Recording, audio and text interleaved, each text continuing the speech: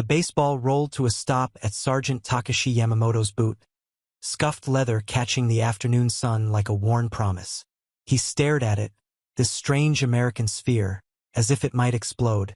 Behind the chain-link fence of the Texas POW camp, dust devils spiraled across the makeshift diamond where something impossible was unfolding. Preparing and narrating this type of story took us long efforts and hard work. So if you are enjoying the story, please consider subscribing to our channel. Women, playing baseball, not watching, not cheering from wooden bleachers, playing. Their uniforms bore names he couldn't quite read from this distance, but the crack of bat meeting ball needed no translation. It rang across the compound with the same authority he'd heard from men's games in Osaka before the war swallowed everything whole. Takeshi bent slowly, his knees protesting the movement after months of captivity. The baseball felt heavier than it should in his calloused palm. Red stitching wound around white leather in a pattern that reminded him of his daughter's hair ribbons. The one she wore when he'd left Yokohama 3 years ago. She'd been 7 then. Would she recognize him now? This hollow-cheeked ghost wearing shame like a second skin? You going to throw that back? Or you planning to eat it? The voice came from beyond the fence. Sharp, American, feminine. Takeshi's head snapped up. The woman stood with one hand on her hip, the other holding a worn leather glove. Her uniform was navy blue with red pinstripes, the word peaches emblazoned across her chest in cursive script. Dirt streaked her pants from sliding into bases like the boys back home, like his brother Kenji used to do before Pearl Harbor changed the definition of enemy. I don't. Takeshi started in broken English, the words catching on his tongue. It's okay. She walked closer to the fence, close enough that he could see freckles scattered across her nose like constellations. Just toss it here. Underhand is fine. Her voice carried no anger, no fear. That unsettled him more than hostility would have. He'd been prepared for hatred in this country, had braced himself for it during the long ship journey from the Pacific Theater. Instead, he found confusion, curiosity, and now this casual instruction on how to return a baseball. Behind her, another woman shouted, "Come on, Dotty. We've got 3 innings left." Dotty. The name sounded like water dropping into a still pond. Takeshi lobbed the ball underhand as instructed. She caught it effortlessly, the leather pocket of her glove swallowing it with a satisfying thwop. "Thanks, soldier." She jogged backward, still facing him, and for a moment their eyes met through the diamond pattern of the fence. Then she was gone, returning to her teammates who clustered around the pitcher's mound like birds discussing flight patterns. Takeshi stood frozen, watching as the game resumed. The pitcher, tall, rail-thin, with arms that seemed too long for her body, wound up and released a fastball that hummed past the batter's swing. Strike. The umpire's call carried across the field, and the women shifted positions with practiced efficiency that spoke of countless hours of repetition. Extraordinary, isn't it? Takeshi turned to find Private Hiroshi Nakamura standing beside him, his fellow prisoner's face pressed against the fence like a child at a candy store window. Hiroshi had been a schoolteacher before conscription, a man who'd taught literature and philosophy to teenagers who'd never asked to become soldiers. "I don't understand," Takeshi admitted in Japanese, grateful to speak his native tongue. "Women playing baseball. It's against nature, against tradition." Hiroshi's smile was sad, knowing. "I thought so too at first. But watch them, Yamamoto-san. Really watch." So Takeshi watched. He watched as the third baseman, short, muscular, with blonde hair tucked under her cap, dove horizontally to snag a line drive that seemed destined for the outfield grass. He watched as she sprang to her feet, pivoting and firing the ball to first base in one fluid motion that would have made any professional envious. The first basewoman, tall, black, with a grace that defied the awkward stretch required to catch the throw, plucked it from the air a split second before the runner's foot touched the bag. Out! The umpire's arms swept wide. The defensive players erupted in celebration, slapping backs and exchanging words Takeshi couldn't hear but could feel. The electricity of perfect execution, the joy of collective achievement. It reminded him of his own military unit before Guadalcanal, before the jungle and the rain and the realization that emperor and country might demand more than flesh could give. They started this league 2 years ago, Hiroshi continued, his voice soft with the reverence of someone sharing sacred knowledge. When American men went to war, someone decided women could fill the baseball stadiums. Not as a joke, Yamamoto-san, as genuine athletes. But their families allow this? Their husbands. Hiroshi laughed, a sound like wind through broken windows. Many of their husbands are where we were, fighting, dying, or already dead. These women work in factories during the day, building the very planes and tanks that defeated us. Then they play baseball at night. For money. For crowds. For themselves. The concept twisted something in Takeshi's chest. In Japan, his wife Aiko had been expected to manage the household, raise their daughter Yuki, and maintain the family shrine. She wrote letters when paper was available, carefully penned words about rationing and air raid drills and Yuki's progress in school. Never once had she mentioned pursuing anything beyond survival and duty.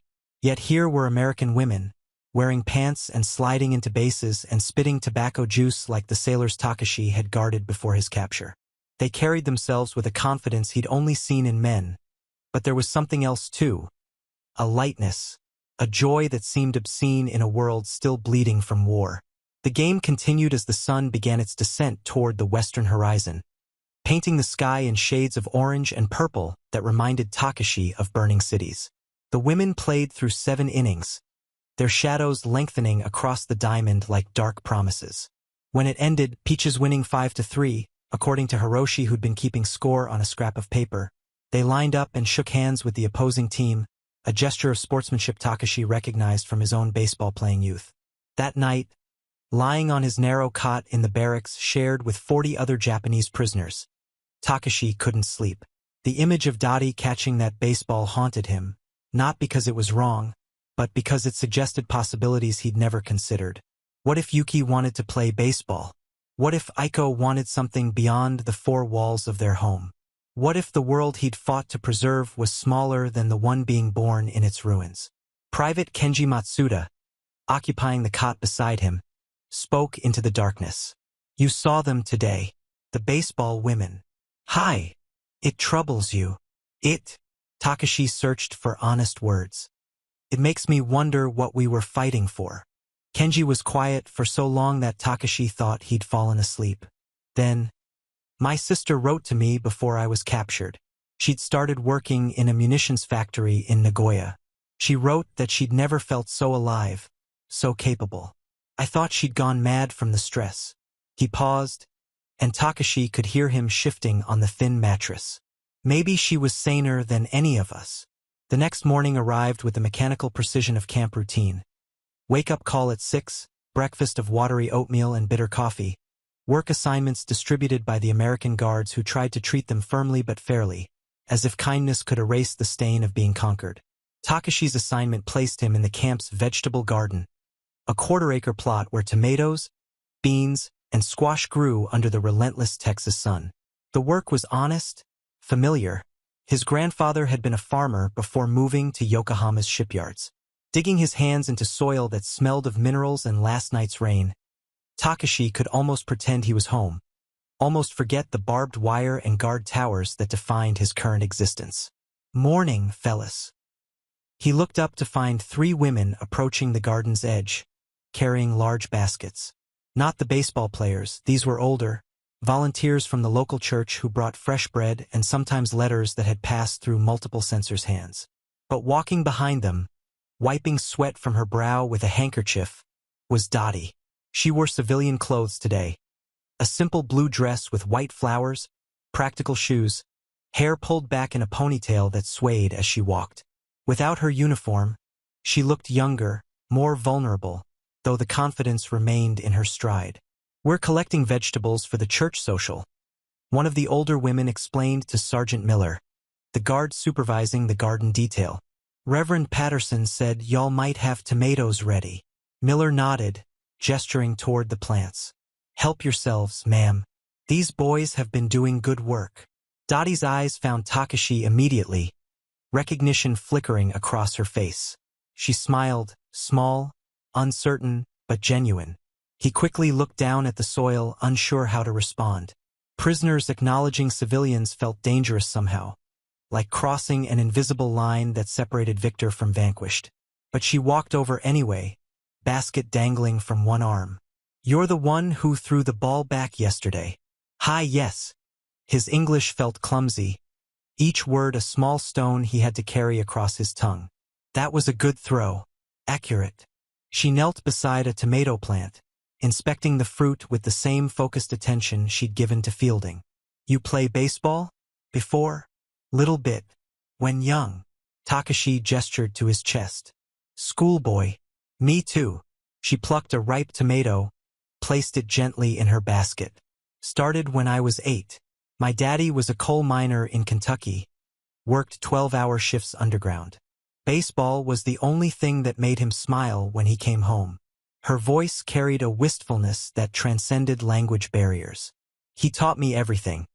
How to hold a bat, how to read a pitcher's windup, how to slide without breaking your ankle." Takeshi found himself asking, "Your father, he is okay? With you playing?" Dotty's smile faded into something more complex. "He died in a mine collapse when I was 14. Black lung had been eating at him for years, but it was the cave-in that finally took him." She continued picking tomatoes, her movements mechanical now. "Never got to see me play professionally. I think he would have been proud, though. He always said I had the sweetest swing in Kentucky. I am sorry. For your father. War takes people in different ways, doesn't it?" She looked at him directly now, her hazel eyes searching his face for something he didn't know how to provide. "You got family back in Japan? Wife, daughter, in Yokohama." The words hurt to speak, as if acknowledging their existence might somehow endanger them further. "How old's your daughter?" 10 now. Maybe. I think. Time had become fluid in captivity, days bleeding into weeks into months until he could no longer trust his own counting. "That's a good age." Still believes in magic, but starting to understand the world's complicated. Dotty stood, her basket half full of tomatoes. "What's her name?" "Yuki. Means snow." "That's pretty." She hesitated, then added, "I hope you get home to her soon." To both of them. Before Takeshi could respond, Sergeant Miller called out, "Ladies, we need to keep moving. Got a schedule to maintain." Dotty nodded, but as she turned to leave, she said quietly, "We play here every Wednesday and Saturday afternoon. If you're around the fence, I'll try to hit one your way again." The corner of her mouth quirked upward. Accidentally, of course. Then she was gone, joining the other church volunteers as they carried their baskets toward the camp's main gate. Takeshi watched her go, feeling Hiroshi's knowing gaze on his back. "Careful, my friend," Hiroshi murmured in Japanese. "Kindness from the enemy is the most dangerous weapon of all. It makes us forget why we're enemies in the first place." But Takeshi wasn't sure he'd ever known why. The politicians and generals had provided reasons: national destiny, resource scarcity, Western imperialism threatening Japan's rightful place in the Asian order. Yet those abstract concepts seemed hollow now, meaningless when compared to the simple human moment of sharing grief over lost fathers and absent daughters. That night, he tried to write a letter to Aiko. The camp provided paper and pencils, though everything would be read by censors on both sides. He'd learned to write in generalities, avoiding anything that might be considered military intelligence or defeatist propaganda. "My dearest Aiko, I am well and thinking of you constantly. The food is adequate, the work meaningful, and I am treated fairly. How is Yuki? Does she still enjoy her studies? Tell her that her father thinks of her every day, and that when I return, I will bring her stories of this strange Texas land where the sky is vast and the horizons endless. I have seen something extraordinary here, women playing baseball not as novelty but as true athletes. They play with skill and passion that rivals any men's game I witnessed in Osaka. It has made me wonder about the world Yuki will inherit, whether it might contain possibilities we never imagined. Please tell her she can be anything. I know this sounds strange, perhaps the heat affecting my thinking, but I have realized that our love for her should not limit her, only guide her. If she wants to study, to work, to pursue dreams we cannot yet name, We must support her. I carry your love like armor and count the days until I can hold you both again. Your husband, Takeshi. He read it over 3 times, knowing the censors would probably redact half of it. The part about women playing baseball might be considered propaganda, or evidence of American cultural corruption, or simply too dangerous to let pass. But he'd written it anyway, because some truths demanded expression even if they never reached their intended recipient. Wednesday came with summer heat that made the air shimmer like water.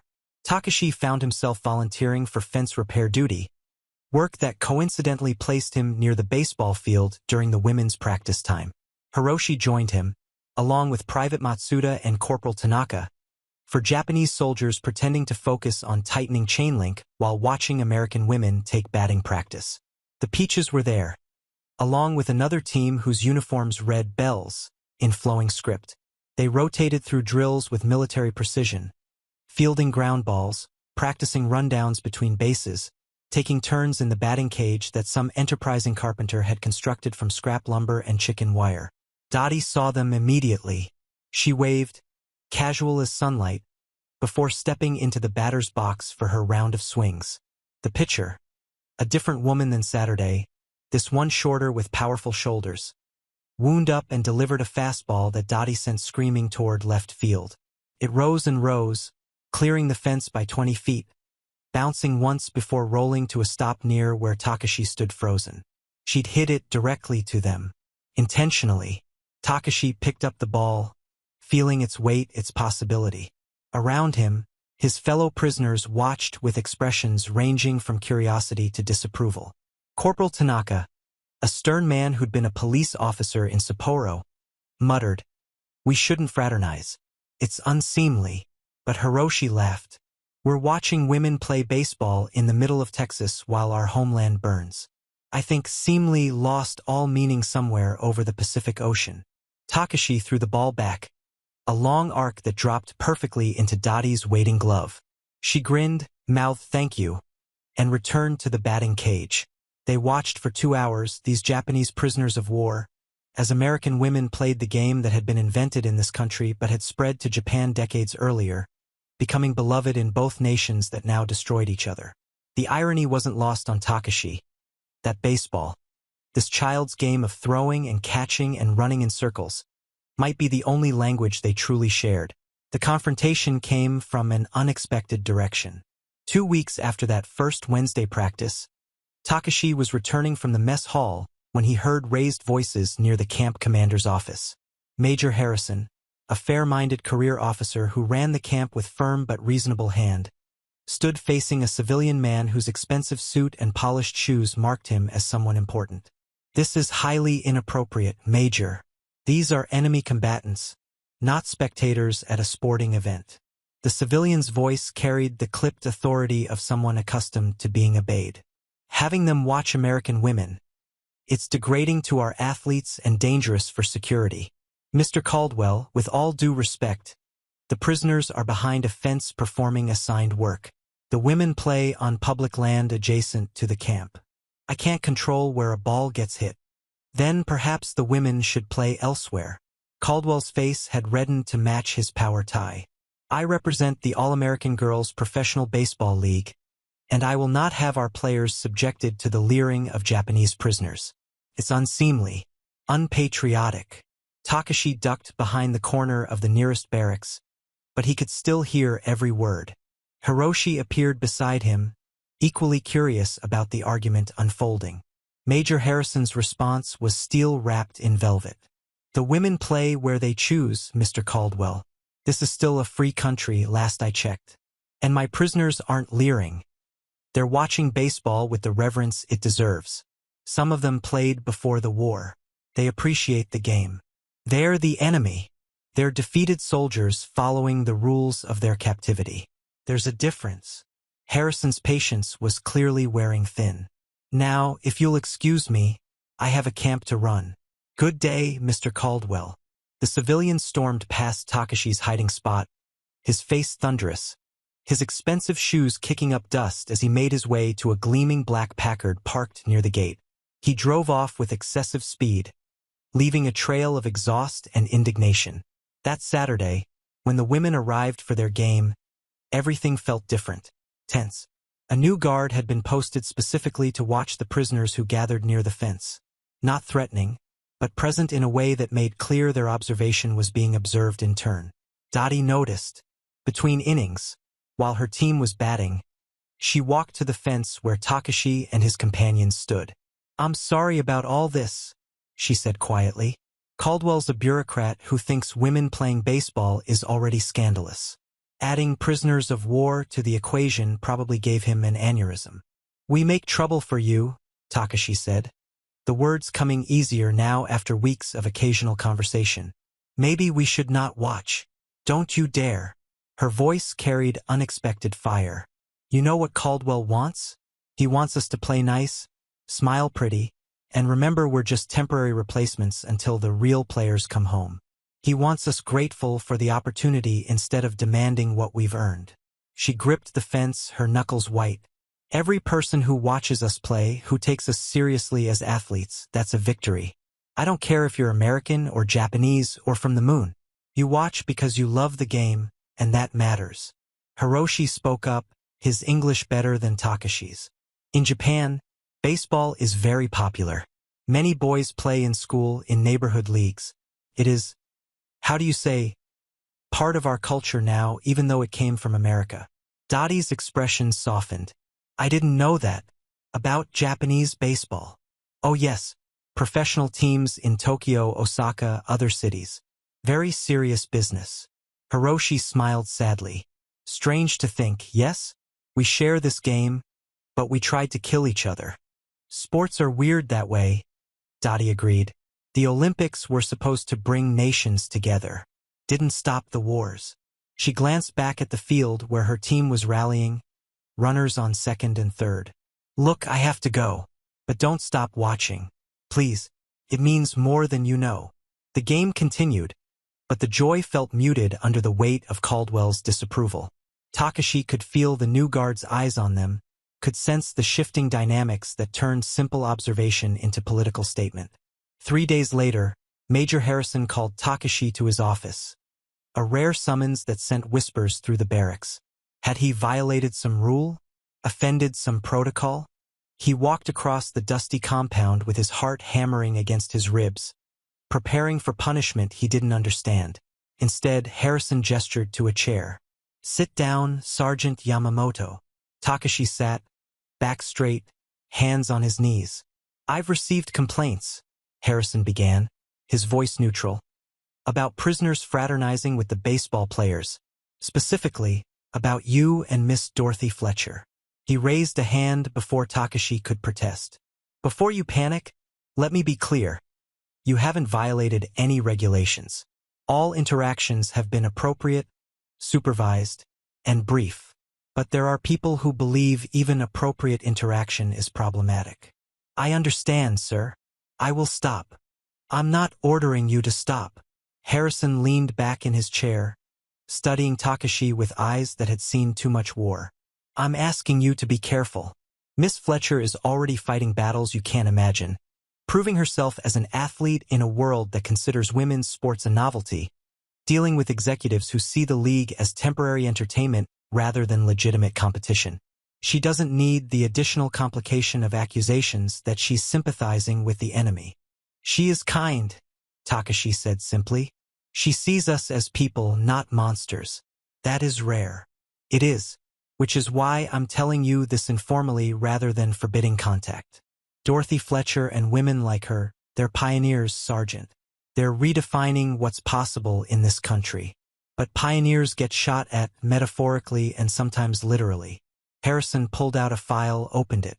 "Did you know she was engaged before the war? Fiancé died at Normandy. Took a sniper bullet while treating wounded soldiers. He was a medic." Takeshi felt something cold settle in his stomach. "I did not know. She could hate all of you, would be justified in some people's eyes. Instead, she treats you with dignity because she's a better person than most of us deserve." Harrison closed the file. "So yes, keep watching the games if you want, but understand that you're not just watching baseball. You're part of a larger story about who we are, who we're becoming after this war finally ends." Takeshi was dismissed, but the conversation haunted him. That night, lying in his cot, he thought about Dotty's dead fiancé, about the bullet that had stolen her future, while Takeshi himself had been firing at American soldiers on some jungle-covered island whose name he could barely remember. The mathematics of war were impossible. Subtract enough lives, multiply enough grief, and what equation yielded meaning? The following Wednesday, when Takeshi approached the fence for practice, Dotty was already there waiting. She looked nervous, her hands fidgeting with her glove. "I heard Caldwell complained to your commander," she said without preamble. "I'm sorry. I never meant to cause problems for you." "No problems. Major Harrison is fair man." Still, she bit her lip, a gesture so human it made Takeshi's chest ache. "I've been thinking about what this looks like, us talking, about what people might say. You want we should stop?" It wasn't a question. "No." The word came fierce and fast. "No, that's exactly what Caldwell wants. Men like him, they want to put us all in boxes. Women here, enemies there, never mixing, never questioning, never seeing each other as human." She gripped the fence between them. "My fiancé, Robert, he wrote me letters from France. Told me about treating German prisoners, how some of them were just scared kids, teenagers who'd been conscripted and didn't even believe in Hitler's madness. He said the hardest part of war wasn't the violence, it was maintaining the hate. Because once you saw the enemy as human, the whole thing became unbearable." Takeshi understood. He'd felt it in the jungle, watching American soldiers cry for their mothers as they died, seeing family photos spill from their pockets. The propaganda had promised subhuman monsters. Instead, he'd found mirrors. "So we continue," he said. "For Robert, for baseball, for being human, for all of that." She smiled, but it was sad, weighted with knowledge that kindness was itself a form of rebellion. "Now, you want to see my new change-up? Been working on it all week." The practice proceeded as usual, but everyone involved knew something had shifted. Caldwell's complaint had drawn a line, and by choosing to cross it repeatedly, they were making a statement that transcended baseball. The other prisoners understood too. More of them began joining Takeshi at the fence, drawn by curiosity and perhaps the need to witness something beautiful in a world that had contained too much ugliness. The women responded by playing harder, better, as if each perfectly turned double play was an answer to those who questioned their worth. And maybe it was. Maybe every slider that dropped off the table, every stolen base, every diving catch was proof that strength came in unexpected forms. August arrived with heat that made the air shimmer and thoughts blur into haze. The war in Europe had ended months ago, and rumors circulated about Japan's imminent surrender, though Takeshi tried not to hope too desperately. Hope could be crueler than despair. The revelation came during an exhibition game. The Peaches were playing a team from San Antonio, and a crowd had gathered: townspeople, soldiers on leave, even some families with children who ate peanuts and cheered as if this were any normal baseball game in any normal summer. The prisoners watched from their designated area, a section of fence that had become unofficial Japanese territory through repetition and routine. In the third inning, a line drive screamed toward third base where Dotty had positioned herself in the grass. She reacted on pure instinct, diving horizontally as the ball carved its arc through the Texas air. Her glove extended, leather stretched wide, and somehow, impossibly, she snagged the ball inches before it would have hit the dirt. The crowd erupted. Even the opposing team's players applauded, recognizing excellence when they saw it. Dotty rolled to her feet, held the ball aloft like a trophy, and her grin was pure joy uncut by doubt or hesitation. And Takeshi realized, with the force of a physical blow, that he hadn't thought about the war in over an hour. Hadn't thought about Yokohama or captivity or the shame of surrender. He'd simply been watching baseball, appreciating skill, feeling the universal human pleasure of witnessing someone do something extraordinarily well. Hiroshi noticed his expression. "You see it now, don't you? What she's been trying to show us." "What?" "That we're still capable of pure things, of admiring beauty without agenda, appreciating talent without calculating its utility to empires and ideologies." Hiroshi's voice held the weight of his teaching years, of lessons learned through fire and loss.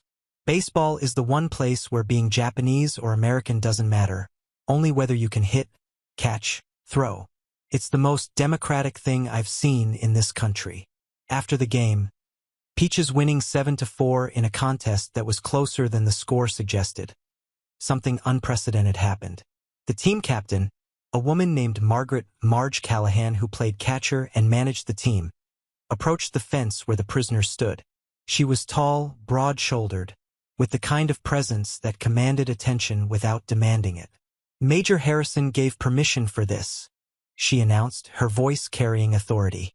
We're holding a clinic next Saturday, teaching local kids how to play. We could use extra help. Her eyes swept across the Japanese faces. Any of you who played before, who know the game, you're welcome to join. Under supervision, of course. Silence. The prisoners looked at each other, unsure if this was test or trap. Dotty stepped forward. What Marge means is, we think baseball is baseball. The kids don't care who's teaching them to bunt as long as they learn. And you all watch enough to know the game. She focused on Takeshi. Especially you. I've seen how you track pitches, how you lean when someone should swing. You know baseball. Takeshi found his voice. In Japan, I taught neighborhood boys. Just basic, but perfect. Marge's smile transformed her stern face into something warm. Saturday at 10. Bring anyone who wants to help. This is about the game, not the war. The announcement rippled through the camp like wind through wheat. Some prisoners refused, viewing it as collaboration or humiliation. But others, hungry for purpose beyond work details and waiting, volunteered. By Saturday morning, 7 Japanese soldiers stood awkwardly on the baseball diamond, wearing their prison uniforms, while a dozen local children aged 8 to 14 eyed them with curiosity and uncertainty. Takeshi was paired with a 10-year-old boy named Tommy, whose father was fighting in the Pacific. The irony wasn't lost on either of them, but Dotty intervened before awkwardness could calcify into hostility. Tommy, this is Sergeant Yamamoto. He has a daughter about your age back in Japan. He's going to teach you how to field ground balls, which is essential if you want to play infield. She handed Tommy a glove that seemed too large for his small hands. Sergeant, show him the ready position. And so Takeshi taught. He demonstrated how to position your feet, how to keep your glove low, how to use your body to block the ball if your hands missed. Tommy was uncoordinated at first, balls skipping past him or bouncing off his chest. But Takeshi remembered teaching Yuki to ride a bicycle. Remembered how patience and encouragement were more effective than criticism. Good. Much better, he called as Tommy scooped up a grounder. Now quick, throw to first. Tommy's throw sailed over the first baseman's head. A girl named Sarah who laughed and chased it down. But the boy's face glowed with pride at having made the stop, and something in Takeshi's chest loosened slightly. A knot he hadn't realized was choking him. Around the field, similar scenes unfolded. Hiroshi taught bunting technique to 3 girls who hung on his every word. Corporal Tanaka, the stern former police officer, demonstrated pitching grips to teenage boys who wanted to throw curveballs. Private Matsuda worked with the youngest children on throwing mechanics. His gentle patience perfect for 6-year-olds whose attention spans matched butterfly flights. Dotty moved between groups, offering encouragement and correction, her presence the bridge that made this impossible scene possible. At one point, she paused beside Takeshi. You're good with kids, she observed. I miss my daughter, he admitted. This helps. A little. What's she like? Yuki? Takeshi smiled, the expression feeling rusty from disuse. Stubborn, smart, asks many questions. He paused, then added, like you maybe. Dotty laughed. I'll take that as a compliment. It is one. The clinic lasted 3 hours, and by the end, the children had stopped seeing prison uniforms and started seeing baseball coaches. Tommy's mother arrived to collect him, and she thanked Takeshi with tears in her eyes. My husband would be glad to know you helped Tommy, she said, her voice thick with emotion. He always loved baseball. Said it was the one thing that made sense in a senseless world. Takeshi bowed, unable to trust his voice. The woman left, and he stood alone in center field while the others cleaned up equipment. The grass was sun-scorched and patchy, nothing like the manicured fields of professional stadiums, but it felt sacred nonetheless. This diamond shape that somehow contained more truth than all the battle maps and propaganda posters combined. That evening, Major Harrison called Takeshi to his office again. This time, his expression was different. Less stern, more complicated. "I had 3 phone calls today," Harrison said. 2 praising the clinic, saying it was exactly what this community needed to heal. 1 condemning it as treason and demanding everyone involved be punished. He leaned back in his chair. "Guess which one came from Caldwell?" "The last one." "Correct. He's threatening to pull the Peaches from playing near the camp. Says it's inappropriate fraternization, that we're coddling the enemy, that women shouldn't be subjected to this." Harrison's jaw tightened. What he actually means is that he can't control the narrative when prisoners and athletes start seeing each other as human beings. "What will happen?" Takeshi asked, dreading the answer. "Nothing, if I have anything to say about it." The league headquarters overruled him. Turns out Marge Callahan has more influence than some middle management bureaucrat. She went over his head to the league founder, and the founder told Caldwell, in no uncertain terms, that the women decide where they play and who they interact with. Harrison smiled thinly. Apparently, Philip Wrigley believes in the democratic value of baseball. Who knew? Preparing and narrating this type of story took us long efforts and hard work. So if you are enjoying the story, please consider subscribing to our channel. Relief flooded through Takeshi, though he tried not to show it. "Thank you, sir. Don't thank me. Thank the women who fight for this every day. Thank Marge for threatening to resign if Caldwell interfered. Thank Dotty for—" Harrison paused, choosing words carefully. "For seeing past the uniform to the person. That's rare, Sergeant. In anyone, but especially in someone who lost a fiancé to this war." Takeshi returned to the barracks carrying that knowledge like a precious weight. The other prisoners who'd participated in the clinic were gathered around D. Hiroshi's cot, talking in animated Japanese about the day's experience. "Did you see how the children listened?" Private Matsuda was saying. "They didn't care that we were Japanese. They only cared that we knew baseball." Corporal Tanaka, usually so reserved, nodded slowly. "That boy I taught pitching, his brother died at Iwo Jima. His mother told me. Yet he shook my hand and called me coach." His voice cracked slightly. "I don't understand this country. I thought I would, but I don't." "Maybe that's the point," Hiroshi said quietly. "Maybe we're not supposed to understand it completely. Maybe we're just supposed to witness it, this strange American capacity for contradiction. They can hate us and humanize us simultaneously. They can mourn their dead and still teach us compassion." Takeshi lay on his cot that night, staring at the ceiling where shadows played tricks in the dim light. He thought about Tommy's smile, about the weight of the baseball in his palm, about Dottie's determination to see him as more than enemy. And he thought about Yuki, wondered if she was learning anything in war-torn Yokohama that resembled the lessons he was absorbing in this Texas prison camp.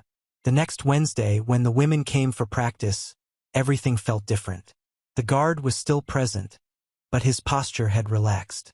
The prisoners gathered at the fence with a new confidence, no longer hiding their interest or apologizing for their presence.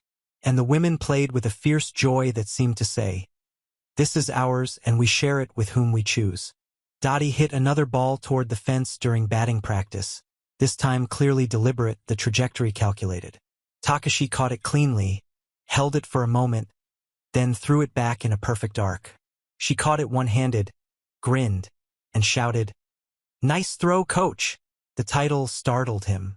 Coach. Not prisoner. Not enemy. Coach. September brought cooler temperatures and news that Japan had surrendered. The announcement came over the camp's public address system, crackling through speakers that turned history into static. Takeshi heard it while working in the garden, his hands buried in soil that smelled of life and rot combined. The war was over. He should have felt relief, joy, something bright and celebratory. Instead, he felt hollow, scooped out like a gourd. Victory and defeat were words that meant everything and nothing. The war was over, but what remained? His country devastated, his family's fate uncertain, his own future a question mark written in ashes. That Saturday's game felt strange, played in the shadow of surrender. The prisoners gathered at the fence as usual, but the atmosphere had shifted. They were no longer enemy combatants frozen in wartime, but defeated soldiers waiting for a future no one could predict. Dotty noticed immediately. Between innings, she approached the fence, her expression serious.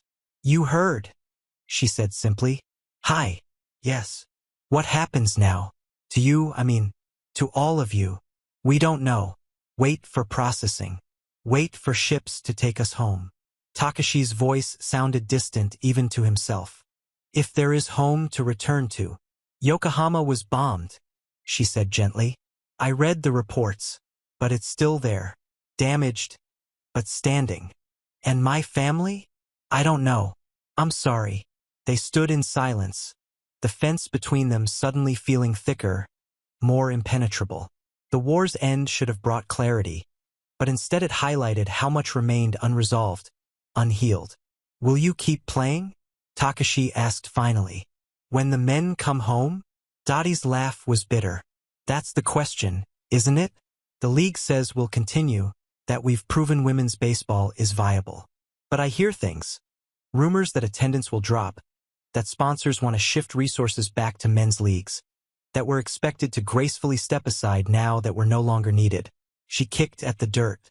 "We filled the stadiums when it was convenient. Now convenience points another direction. That is not fair."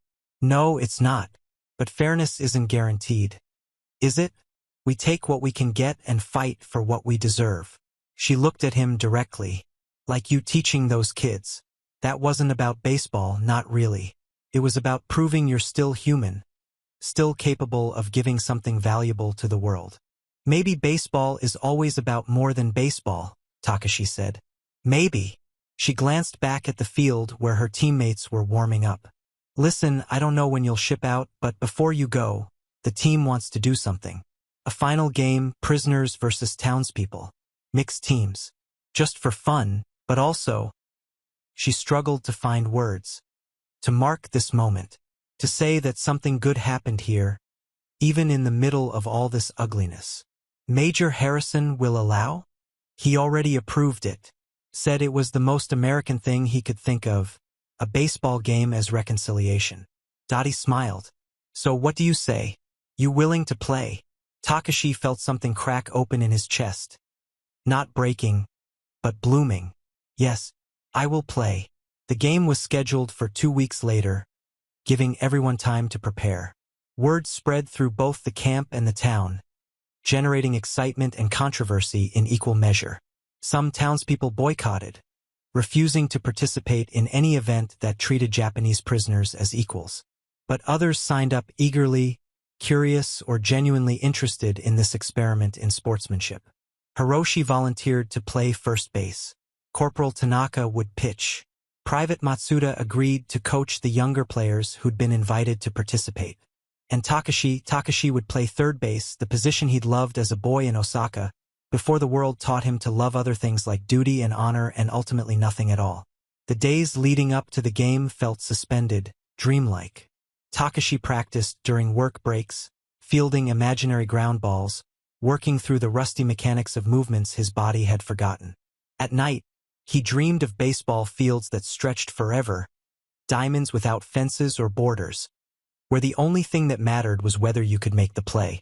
Dotty brought him a glove 3 days before the game, worn leather that smelled of oil and sweat and countless catches. "My dad's," she said, "from his playing days. I want you to use it." Takeshi couldn't speak. The gift felt too large, too meaningful. To accept a dead man's glove, to slide his hand into leather shaped by someone else's dreams. It was intimacy beyond language. "Please," Dotty insisted. "He would have liked you. He would have appreciated how you see the game." She paused, then added quietly, "And Robert would have too, my fiancé. He believed people were basically good, that wars were aberrations we inflicted on ourselves. He would have loved this game we're playing." "I am honored," Takeshi managed.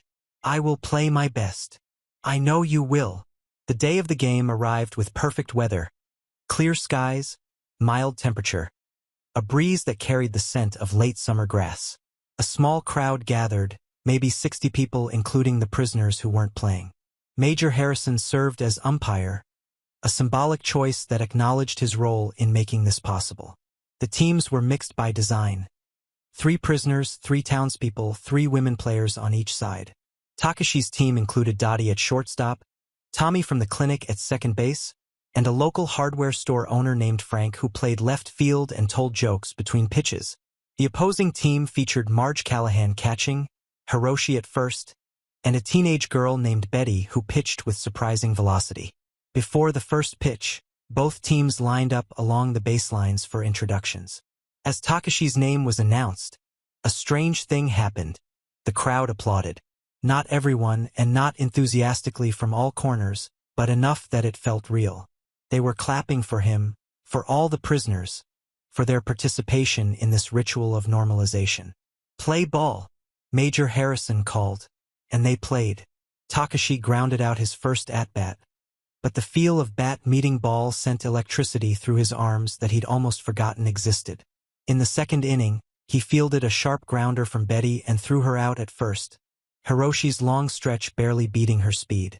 The crowd cheered, and for a moment, Takeshi was 15 again, playing in a schoolyard tournament, his whole life an unopened gift. Dotty hit a double in the third inning, her swing powerful and precise. As she stood on second base, catching her breath, she caught Takeshi's eye from his position at third and winked. The gesture was so casual, so full of life, that he almost laughed aloud. The game remained close, tied 4-4 going into the 7th and final inning. Takeshi came to bat with 2 outs and Tommy on second base.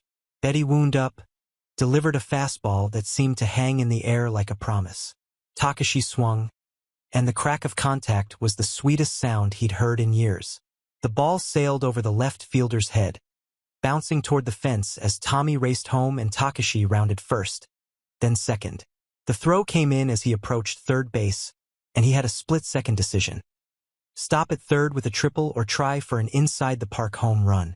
Dotty, coaching third base, was waving him home, yelling, "Go! Go! Go!" Takeshi ran.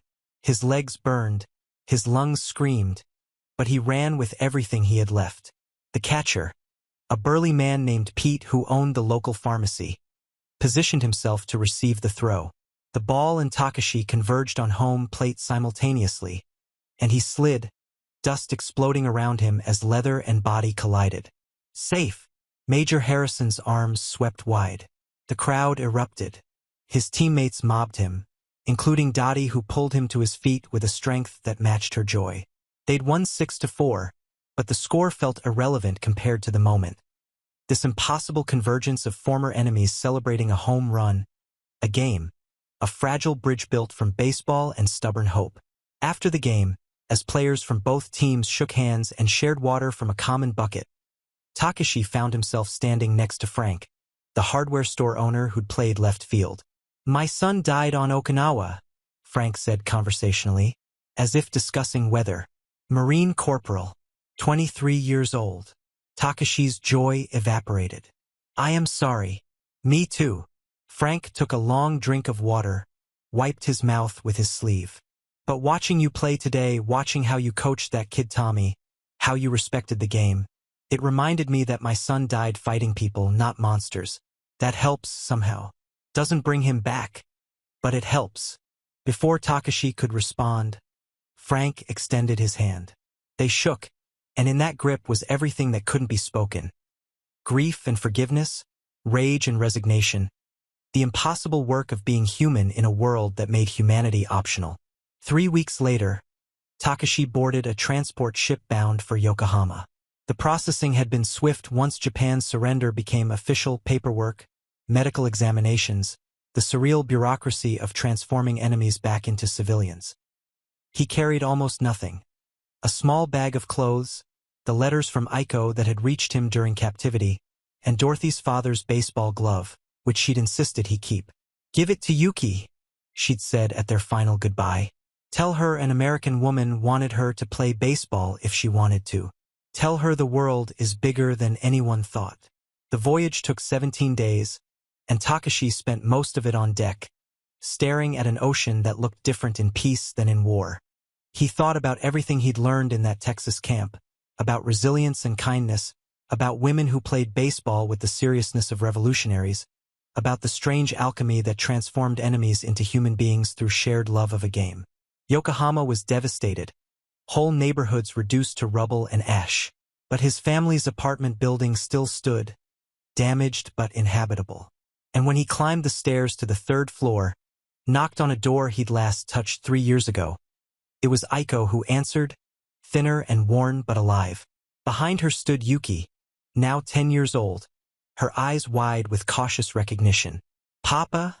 she whispered. Takeshi dropped to his knees, opened his arms, and his daughter flew into them. He held her and Aiko both, breathing in their reality, letting tears fall without shame or restraint. They were alive.